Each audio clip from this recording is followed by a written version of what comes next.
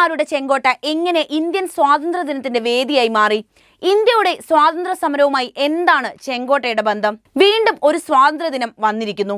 സൂര്യൻ അസ്തമിക്കാത്ത സാമ്രാജ്യത്തിൽ നിന്നും മുക്തി നേടി നമ്മുടെ രാജ്യം സ്വാതന്ത്ര്യത്തിന്റെ പാരമ്യത്തിലേക്ക് കടന്നു വന്നതിന്റെ വാർഷികമാണ് ഇന്ത്യക്കാരെ സംബന്ധിച്ചിടത്തോളം ആഗസ്റ്റ് 15. രാജ്യത്തിന്റെ സ്വാതന്ത്ര്യത്തിനു വേണ്ടി പോരാടിയ ധീരദേശാഭിമാനികളെ രാജ്യം ഓർക്കുന്ന ദിനം കൂടിയാണിത്.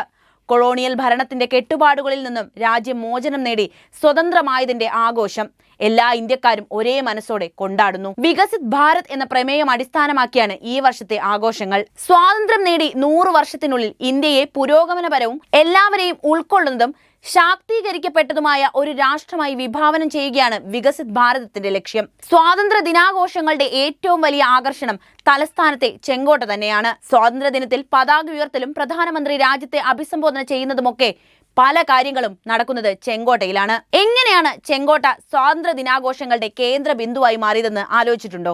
അതിനെക്കുറിച്ച് പറയാം. പിന്നെ നിങ്ങളിൽ ആരൊക്കെ ഈ ചെങ്കോട്ട നേരിട്ട് കണ്ടിട്ടുണ്ട്? നിങ്ങളുടെ അനുഭവം എന്താണെന്ന് കമന്റ് ചെയ്യണേ. ചെങ്കോട്ടയുടെ ചരിത്രപരമായ പ്രാധാന്യം തന്നെയാണ് സ്വാതന്ത്ര്യ ദിനാഘോഷങ്ങൾക്ക് ചെങ്കോട്ട തിരഞ്ഞെടുക്കാനുള്ള പ്രധാന കാരണവും. 1947 ഇന്ത്യ സ്വാതന്ത്ര്യം നേടിയ ദിവസം പ്രഥമ പ്രധാനമന്ത്രി പണ്ഡിറ്റ് ജവഹർലാൽ നെഹ്റു ദേശീയ പതാക ഉയർത്തി രാജ്യത്തെ അഭിസംബോധന ചെയ്തത് ഇതേ ചെങ്കോട്ടയിൽ വെച്ചാണ്. അന്നു മുതൽ സ്വാതന്ത്ര്യ ദിനത്തോട് ചേർന്ന് നിൽക്കുന്ന പേരുകൂടിയാണ് ചെങ്കോട്ടയുടേത്.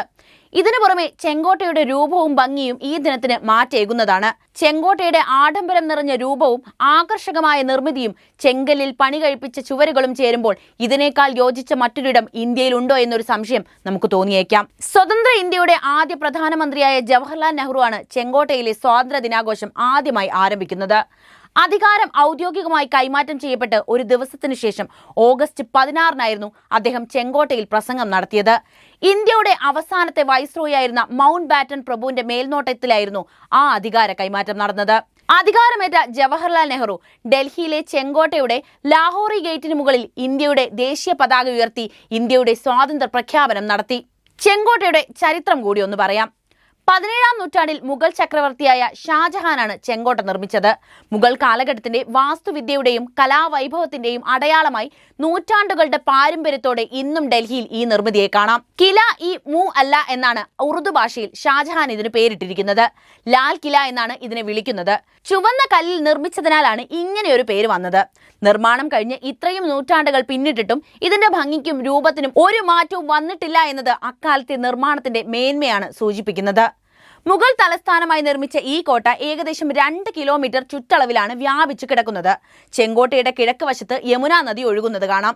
പടിഞ്ഞാറ് വശത്തുള്ളത് ലാഹോറി ഗേറ്റ് ആണ്. തെക്ക് വശത്തുള്ള ഡൽഹി ഗേറ്റ് എന്നീ 2 പ്രധാന പ്രവേശന കവാടങ്ങൾ കോട്ടയ്ക്കുണ്ട്. ഷാബുർജ്, ഹീരാമഹൽ, ഹമ്മം, ദിവാൻ ഇ ഗാസ് മഹൽ തുടങ്ങി നിരവധി കെട്ടിടങ്ങൾ ചെങ്കോട്ടയിൽ കാണാം.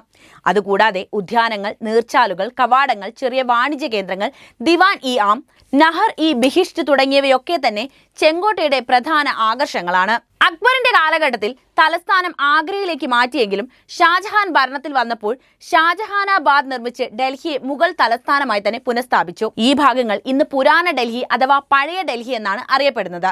ഇതേ സമയത്ത് തന്നെയാണ് ഷാജഹാൻ ലാൽ കില എന്നറിയപ്പെടുന്ന ചെങ്കോട്ട നിർമ്മിക്കുന്നതും. 1857 അന്നത്തെ മുഗൾ ഭരണാധികാരിയായിരുന്ന ബഹദൂർ ഷാ സഫറിൽ നിന്ന് ബ്രിട്ടീഷ് ഭാരത സർക്കാർ ചുവപ്പുകോട്ട പിടിച്ചെടുക്കും വരെ ഇത് മുഗൾ രാജവംശത്തിന്റെ തലസ്ഥാനമായി നിലകൊണ്ടിരുന്നു എന്നാണ് ചരിത്രം പറയുന്നത്. 1857 ഈ കലാപകാലത്ത് ഷാജഹാനാബാദിന്റെ ഭാഗങ്ങൾ തകർത്തുകൊണ്ട് ബ്രിട്ടീഷുകാർ മുഗൾ പൈതൃകം ഇല്ലാതാക്കാൻ ലക്ഷ്യമിട്ടു. ഇതിൽ നിന്ന് ചെങ്കോട്ടയെ ഒഴിവാക്കിയെങ്കിലും അതിലെ കലാസൃഷ്ടികളിൽ പലതും കൊള്ളയടിക്കുകയും പുതിയ കെട്ടിടങ്ങൾ കൂട്ടിച്ചേർക്കുന്നതിനായി പല മാറ്റങ്ങളും വരുത്തുകയും ചെയ്തിട്ടുണ്ട്.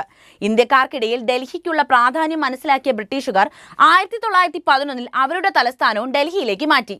അപ്പോൾ ചെങ്കോട്ടയും നമ്മുടെ സ്വാതന്ത്ര്യ ദിനവുമായി എന്താണ് ബന്ധം എന്ന് മനസ്സിലായല്ലോ. പലർക്കും ഈ അറിവ് ഇല്ലായിരിക്കും. എന്നാൽ അവരിലേക്കെല്ലാം ഇത് എത്തേണ്ടേ? നമ്മുടെ ഈ രാജ്യത്തിന്റെ അടയാളമായ ചെങ്കോട്ടയും ഈ വാനിൽ പാറുന്ന ദേശീയ പതാകയും എങ്ങനെ ബന്ധപ്പെട്ടിരിക്കുന്നു എന്ന ചരിത്രം. അതിനായി വീഡിയോ ഒന്ന് ലൈക്ക് ചെയ്യാനും കൂടുതൽ ആളുകൾ കാണാൻ വേണ്ടി ഷെയർ ചെയ്യാനും ശ്രദ്ധിക്കുമല്ലോ.